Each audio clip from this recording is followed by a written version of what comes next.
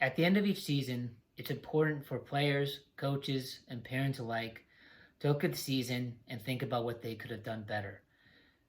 Often we look at a season and we think we did great or we didn't do that great just based on record, how the team did.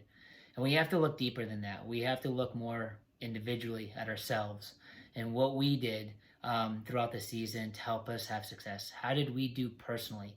Sometimes a player will think they did really well because the team did very well. And again, that's not always the case. Sometimes a player will think they didn't do very well at all because the team struggled throughout the season. And again, not always the case. So when the season's over and you look back, players, parents, and coaches need to look back on what they did, throughout the season to help make it the best season possible for them, and their team. As a player, you take that information. As a coach, you take that information, even as a parent, and you think about what you do in preparation for the next season. How do you prepare yourself better? As a player, particularly, you want to think about what you need to do to improve your level of play. So in the off season, you can work on those areas that you need to improve on. And again, it's critical to think about what you really did and what you didn't. Did you practice as hard as you should have each time and really focus as much as possible? Did you do extra things on your own if you were trying to achieve certain goals, or did you not?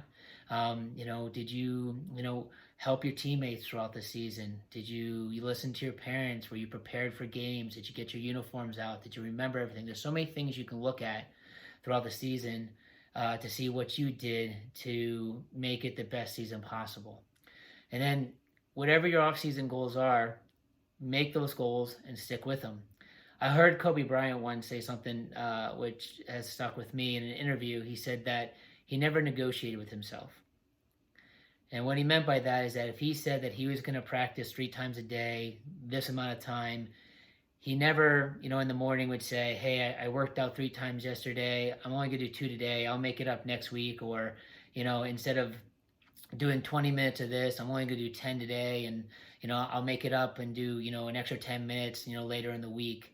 He never would negotiate. Whatever his deal was with himself, that he was going to do X, Y, and Z, he never negotiated out of it. He always got X, Y, and Z done, no matter how he felt. No excuses, and that's what he contributed a lot to his success. So as we are looking at the offseason as players are, I think that's also something very important to do. Set goals for yourself, set things you're going to do. If you said you're going to work with the ball 10 minutes a day, don't negotiate with yourself. Make sure you commit to work with the ball 10 minutes a day. And if you're not going to do that, don't make that deal with yourself. Because if you do, and then you negotiate yourself out of it, then the goal is pointless to begin with. So in the off season, think about what you could do better and work on to improve to be ready for the spring. And again, for players, parents, and coaches, there's always something we can do and look at to help us make it a great season when we get back out into the spring again in several months, and and make sure we can have success, be prepared, be ready, and make it a great season.